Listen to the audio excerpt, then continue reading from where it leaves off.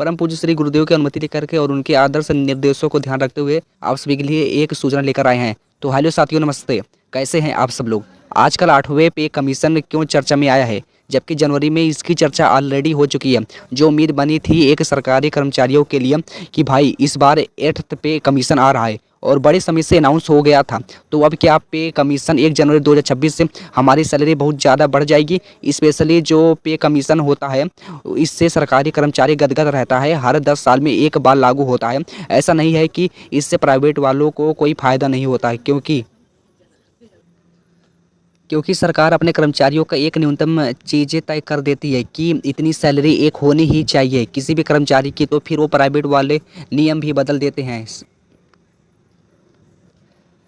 सरकार की कम से कम इतनी सैलरी प्राइवेट में भी होनी चाहिए। कंपनी किसी का शोषण नहीं कर सकती कि काम करवाए और पैसा बहुत कम दे, तो वहाँ भी फ़ायदा होता है। डायरेक्ट ना ही सही लेकिन इनडायरेक्ट रूप से फ़ायदा होता है। चलिए, तो अभी मैं आपको अगर एक बात बोलूँ कि भाई यह जो पे कमीशन है ये आज की प्रक्रिया नहीं है। आज यह पे कमीशन 1947 से लगातार चला आ रहा है और हर साल 10 साल में लागू होता है हर रहा है। और कभी कभी बीच बीच में जब देश की आर्थिक स्थिति सही से नहीं होती है तो इसको पोस्टपोन भी कर देते हैं। 2-4 साल के बीच में ऐसे भी बिता दिए, वरना अगर 10-10 साल पे करते तो ये केवल 8वें नहीं होता, कुछ बढ़ भी सकती थी संख्या। खैर देखते हैं कि पहला जो पे कमीशन लागू हुआ था वो 1 जुलाई 1947 में लागू हुआ था। बेसिकली इसका काम यह होता है कि जो पे कमीशन है ना, एक कमेटी इसमें बनाई जाती है जो यह तय करती है, देख पाता है कि जो सैलरी सरकारी सिस्टम से सरकारी कर्मचारियों को मिलता है, जो महंगाई बढ़ रही है उस हिसाब से वह ठीक भी है। उनकी जो लाइवलीहुड है उतनी सैलरी में ठीक ठाक चल रहा है या नहीं चल पा रहा है। अगर कुछ ज़रूरत है तो उसको 10 साल में एक रिवाइज कर दिया जाता है। अब चूँकि सरकार यहाँ पर लोकतांत्रिक है तो उसको अगर वहाँ लगे कि सर बढ़िया चल रहा है और ये पे कमीशन भी नाम आ जाए तो बिल्कुल उतना ही नहीं, जे ये सब बढ़िया चल रहा है तो कुछ भी मत बढ़ाओ इनका, तो ऐसा पॉसिबल नहीं है। क्योंकि हर कर्मचारी क्या चाहता है कि कब 10 साल हो और कब एक बार सैलरी में बहुत बड़ा हक देखने को मिले। ठीक है, तो अभी मैं आपको वहाँ सारी चीज़ें बताऊँगा। ये पे कमीशन आए हैं, अब 1 जनवरी 2026 लागू होंगे। 2016 में भी पे कमीशन आया था, लेकिन मिला लोगों को 2018 से था। पहले कैरियर तक भी नहीं दिया गया, लेकिन एरियर कहते हैं बकाया 2016 को लगाया 2018 में। और जो 2016 से 2018 तक का पीरियड था वो 2 साल का था, क्योंकि टाइम तो यहाँ था ना लगने का, तो उस बीच 2 साल का जो पैसा है, जो डिफरेंस है सैलरी का, जो बढ़ी हुई सैलरी का जो अंतर है, क्या वो मिल जाए तो उसको कहते हैं यहाँ एरियर मिला है। तो इसी चीज़ को एरियर बोला जाता है। जो आपका सैलरी तो मिल रही है लेकिन 16 में से चल रही थी वैसे ही चलती ही रही है, 17 में जो चलती रही वैसे चलती रही, लेकिन जब 2018 में आई तो वहाँ बढ़ गया, तो उसको जो बढ़त भी है उसको फ़ायदा मिला नहीं। तो उन 2 सालों का तो अब क्या लग रहा है तो कि शायद मिल जाएगा कि 1 जनवरी से ही सैलरी बढ़ रहा देंगे। क्या ऐसा कुछ है? तो क्या अभी मैं आपको अगर बता देता हूं भाई कि देखिए यह एक पेशकश हो गई है। ये सरकारी लेटर है, सरकारी पत्र है, जिसमें साफ साफ कर दिया गया है कि भैया 11/2026 से मतलब 1/1/2026 से जो 8th पे कमीशन का गठन हो गया है और अब इसकी यह सरकारी लेटर इसके लिए जारी हो चुका है।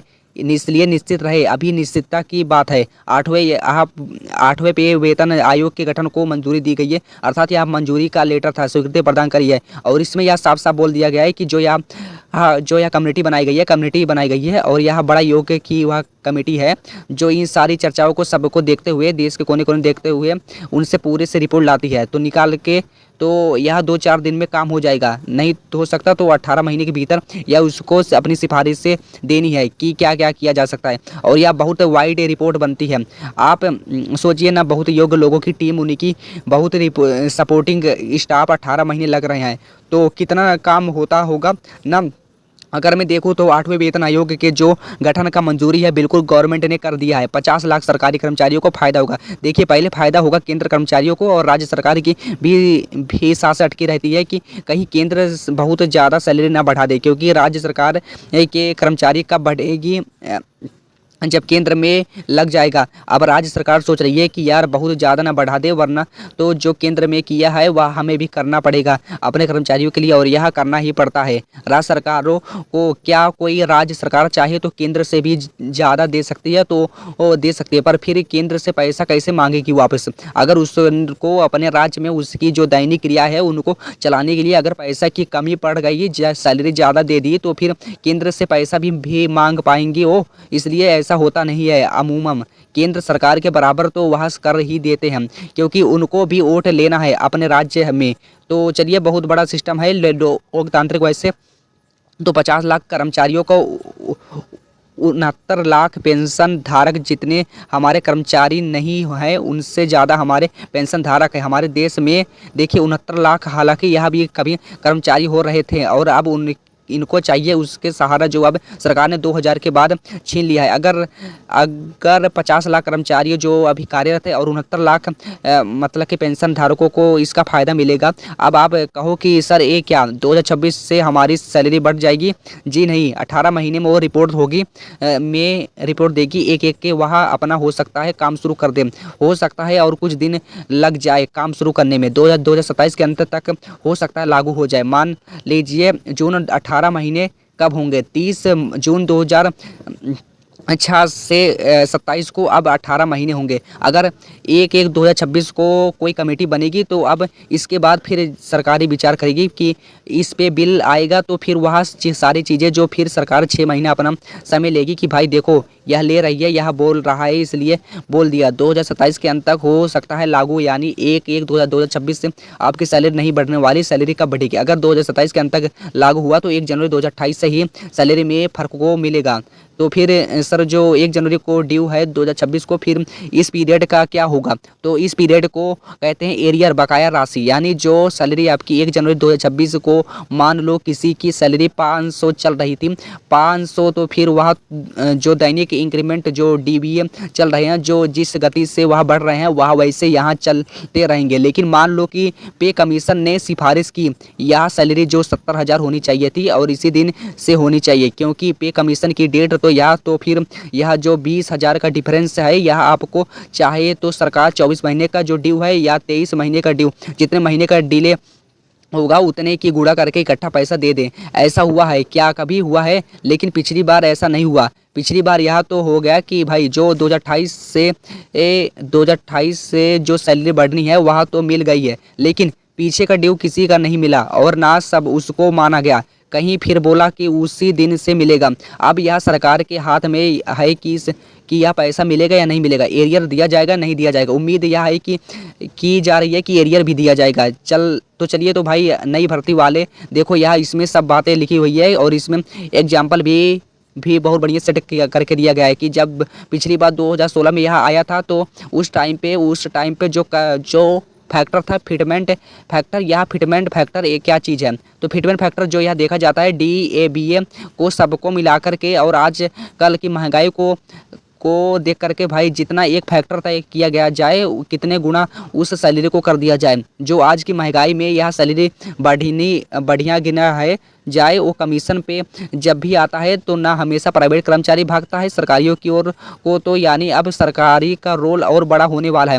नौकरियों का अब तक तो ही है होड़ पोर, पर अब और होड़ बढ़ने वाला है। तो 2.57 फीट बैंक फैक्टर 2016 में जो 2018 से लोगों को सैलरी मिले, तो 2016 वाला जो पे कमीशन था उसमें यह दिया गया था। इस बार यह कम होगा। कम क्यों होगा? अब आप एक बात बताओ, यह इसलिए कम होता है, मान लो जो जैसे आप एक अमाउंट, जब यहाँ छोटा अमाउंट था लोगों की सैलरी कम थी, लेकिन अब यह बड़ा अमाउंट होने जा रहा है। अब सैलरी ज़्यादा है तो अब उसका उतने गुना करेंगे तो बहुत ज़्यादा फर्क आ जाएगा तो सैलरी में। तो इसलिए फिटमेंट फैक्टर ऐसा तो नहीं है कि इतने गुना कर दिया जाए, तो पहले हो सकता है लोगों की 3 गुना भी हुई होंगी, तो ये जितनी सैलरी बढ़ जाएंगी तो ये गुना कम। मैं एक एग्जांपल देता हूँ, जैसे मान लीजिए किसी की ₹300 सैलरी है और इसका कोई मतलब पर डे का, मैं कहता हूँ इसका 3 गुना कर दिया जाए तो यह 900 ही बनता है।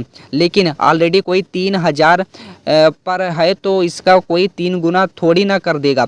अगर यहाँ पे फर्क आएगा वह 6,000 का ही आएगा, और मात्र 600 का था परसेंटेज में वह भले ही बराबर हो हो, लेकिन सरकार पे तो बर्डन पैसों में पड़ेगा ना, उस हिसाब से देखा जाता है तो यह 2.57 से ही कम होगा। यह तो तय मतलब यह 2.5 गुना से ही कम होगा, तो इसको ऊपर की कोई उम्मीद ना करे। जो उम्मीद जताई जा रही है, हालांकि सब कुछ कमेटी की सिफारिश पर डिपेंड करेगा, यह सिर्फ उम्मीदें लगाई जा रही है कि इतने गुना बढ़ जाएंगी।